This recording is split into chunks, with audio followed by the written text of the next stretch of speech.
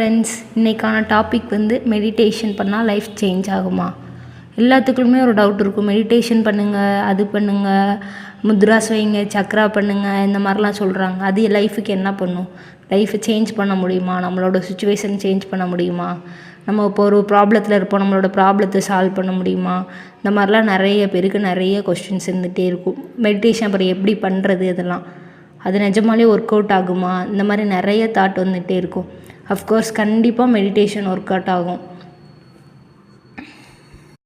Meditation, நம்ம பேசிக் meditation எப்படி start பண்ணணும்னா, ஜஸ்ட் அமைதியான ஒரு இடத்துல உட்காந்து உங்கள் மூச்சை மட்டும் கவனிங்க. உங்கள் மூக்குக்கிட்ட கை வச்சு பார்த்தீங்கன்னா தெரியும் நம்மளோட மூச்சு உள்ளே போயிட்டு வெளியில் வர்றது. நம்ம என்ன பண்ணிகிட்டு இருந்தாலும், நமக்கு சோகமாக இருந்தாலும் மூச்சு போகும், சந்தோஷமாக இருந்தாலும் மூச்சு போகும். நம்ம என்ன பண்ணிகிட்டு இருந்தாலும் நம்ம கூட அந்த மூச்சு ட்ராவல் ஆகிட்டே இருக்கும். மூச்சு நம்ம உடம்புலேருந்து போயிட்டே இருக்கும்.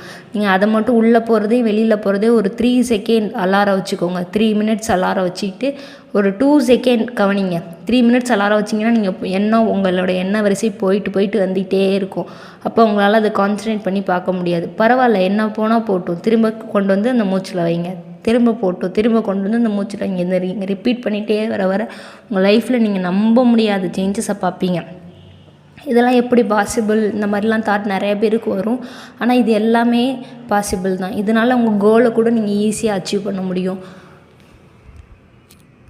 நீங்கள் இந்த ப்ராக்டிஸ் பண்ண உங்களோட தாட்ஸ் வந்து கம்மியாகிட்டே இருக்கும். இப்போ நீங்கள் என்ன ஒர்க் பண்ணிகிட்டு இருந்தாலும் உங்களுக்கு ஒரு எண்ணம் ஓடிக்கிட்டே இருக்கும். அப்போ இந்த எண்ணத்தை ஸ்டாப் பண்ணுறதுக்கு நீங்கள் இந்த ப்ரீத்திங் பண்ணிகிட்டே இருந்தீங்கன்னா, இந்த மெடிடேஷன் பண்ணிகிட்டே இருக்கும்போது உங்களுக்கு எண்ணம் வரும்போது டைம் கொஞ்சம் கம்மியாகிட்டே இருக்கும். இப்போ ஒரு எண்ணம் வருதுன்னா 1 செகண்ட் கழித்து அடுத்த தாட் வரும். அப்போது உங்கள் மனசு கிளியர் ஆகும். எந்த எண்ணமும் இல்லாமல் மனசு தெளிவடையும். மனசு தெளிவடைஞ்சிச்சின்னா நீங்கள் நினச்சது ஈஸியாக சக்ஸஸ் பண்ணிட முடியும். இப்போ ஒரு கோல் நீங்கள் என்ன நினச்சிட்டே இருக்கீங்களோ அது ஈஸியாக மேனிஃபெஸ்ட் ஆகும்.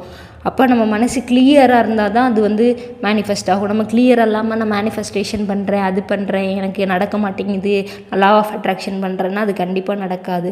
நீங்கள் உங்கள் மனசு ஃபஸ்ட்டு கிளியராக இருக்கணும். அதுக்கு நீங்கள் உங்கள் எண்ணத்தை கண்ட்ரோல் பண்ணணும். இதெல்லாம் நிறைய ஹெல்த் பெனிஃபிட்ஸ் கூட இருக்குது. ஒரு எக்ஸ்பெரிமெண்ட் என்ன சொல்லுதுன்னா, நம்ம மெடிடேஷன் பண்ண மைண்ட் கிளியராக இருக்கும்போது நம்மளுக்குள்ளே இருக்க டிசீஸையும் கிளியர் பண்ண முடியும். நம்மளுக்குள்ளே உடம்புல ஏதாவது பிரச்சனை இருந்தால் அதையும் நம்மளால் கிளியர் பண்ண முடியும்.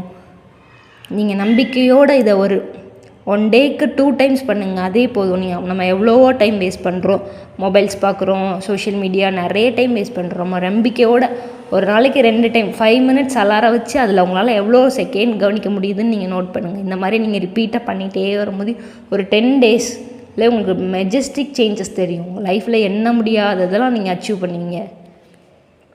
எல்லாமே நம்பிக்கையோடு நீங்கள் ப்ராக்டிஸ் பண்ணுங்கள். தேங்க்யூ ஃபார் வாட்சிங்.